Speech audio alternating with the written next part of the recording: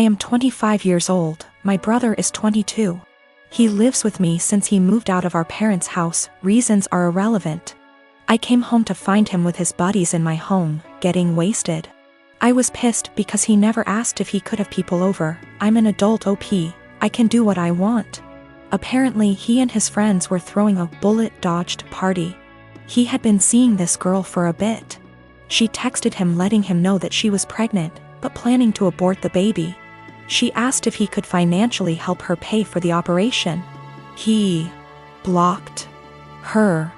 I was horrified. Apparently he and his brilliant friends decided that she had lied about taking birth control, because it's impossible for women to get pregnant if they're on the pill. I was completely disgusted not only by their ignorance towards birth control and safe sex, but by the fact that he would block a girl and leave her completely on her own to handle a problem that he was at least 50% responsible for. I told him, in these exact words, pack your shit and get the out. Obviously more than this has happened in the past. But this was my breaking point. I had tried so hard to bend over backwards for my baby brother. House him when he was homeless, help him get a job, give him rides, only for him to turn out like that? Nope. So anyways, he and his friends stood there like they didn't think I was serious. I said again, all of you get the out. I don't want to see any of you here again. I told him in no uncertain terms that he needed to collect his things and leave. If he was old enough to make big boy decisions, he was old enough to find a place on his own. He straight up said no. So I lost my temper. I grabbed as much of his stuff as I could, crammed it into a suitcase, and put / through the suitcase outside. I shouted that if he didn't leave I would call the police. Fast forward tears and begging, he was finally out. That night I got several messages that I was heartless for making him homeless. The pregnancy wasn't his fault because, 1, it was an accident. 2, they weren't a serious couple so he has no reason to help her. 3, she should have been more careful. I called bull, and said I would never allow someone with that sick mindset live under my roof. I said that he is not my brother and I don't want anything to do with him. My parents, my aunts, and some cousins are with me, but that leaves about 3 / 4 of the family against me. They think that I should support him because he is my brother. I should have given him time. He's not on the lease BTW. And he was supposed to pay rent but often didn't, and the punishment just didn't fit the crime. I am currently trying to track the girl down. She is an old work colleague of his. And am trying to find his old co-workers to figure out her contact info and see if I can help in any way. My husband and I, both in our early 30s, have been together for over a decade and made the decision to not have kids.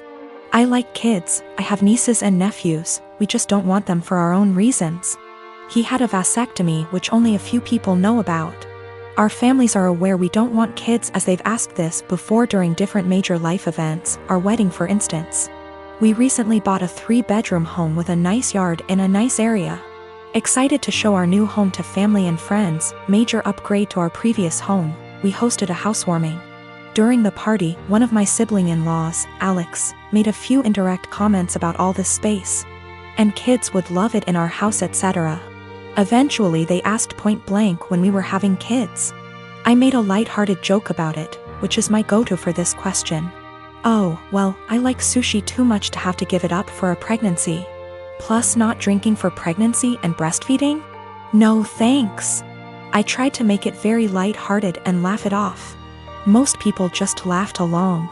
That seemed to anger Alex and I was told children are a joy, and a good mother puts her kids before everything else. I agreed, children are a joy, I like spending time with the nieces and nephews. And obviously I can't be a good mom if I chose sushi over kids so I just won't be a mom, paraphrased. Still trying to brush it off in a gentle way because I'm not trying to start a fight by telling them to stop asking in front of everyone, because I know my tone will be seen as rude and abrasive. We move on. But Alex is still annoyed and making little comments in their group about how flippant I am about it and how when it finally happens, then I'll understand. My husband heard this and jokingly said, well, if she gets pregnant, that'll be a problem for the divorce lawyers. That seemed to piss them off more but they stopped. With holidays coming up, we have not been invited to Alex's usual Halloween bonfire. When husband spoke to his parents, They told him Alex was annoyed we were so careless and callous about our child-free status and to say what we did, and they realized we had taken permanent steps to ensure we never had kids. That we know they had to do if to have kids, etc.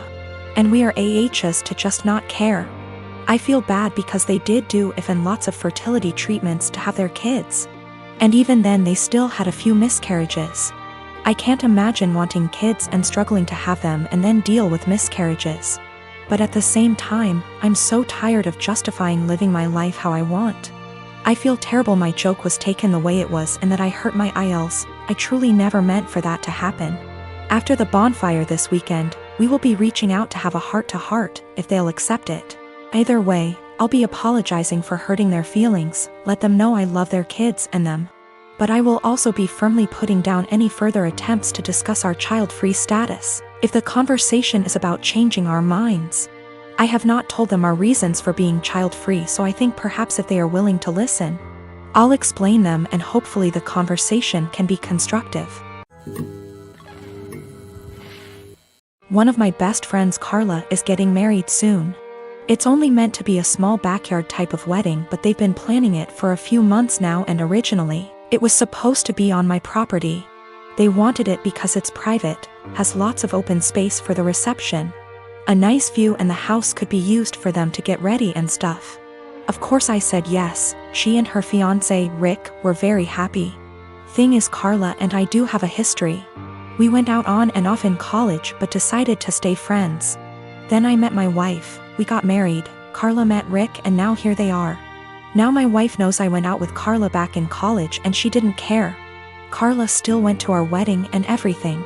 I never knew if Rick was told or not. It's not my relationship, therefore not my business to say anything, so I never did. Rick found out recently and not in the best way. Not sure how, but from what I heard from friends is that one mutual friend told him, no idea why, we used to date. Not only that, but apparently Carla said a couple years ago she was still in love with me when she was already dating Rick. Don't have actual confirmation if that's exactly what he was told. All Carla's told me is that Rick was told about our past and he's angry at her for never saying anything. It became quite a drama and didn't hear from her for over a month until now. She told me they're going to couples counseling and that the wedding is still on. But Rick requested that I not attend. It sucks, but I totally get why he wouldn't be comfortable. Then I asked the obvious question, where are they going to hold the wedding then? To my surprise, she said they still want it at our place. Rick said so too, and in my mind I'm going, he doesn't want the guy who dated his fiancée years ago at the wedding, but still wants the wedding at his house. My wife and I are expected to just not be at our home that weekend, and I told Carla no. They're going to have to find someplace else since we're not going to simply leave our home to them for the weekend. Not only for safety reasons, but it just doesn't make sense. Rick doesn't want me around because he's not comfortable, but is comfortable enough to have their wedding at my house. They really want their wedding here though, and because of that I've been bugged by not only her but also Rick, and some friends who think I'm being a petty asshole for not letting them have the wedding here anymore. Honestly, don't think that I am. It just doesn't make sense at all to have to leave our own place for a wedding we're no longer welcome to, and leaving our home totally vulnerable. Still, being accused of sabotaging their wedding, and Rick believes it's the least I can do after everything. My girlfriend, Rose, and I have been together for 4 years, and she is 5 months pregnant with our first child. My mom seemed to really like Rose, or at the very least tolerated her, but after we announced that we were expecting, something definitely switched in her. She has become extremely rude and disrespectful towards my girlfriend. She makes passive-aggressive comments at every chance she gets. I've had to take a step back from my mother until she fixes her behavior. Rose had gone to visit her family who lives far out of town.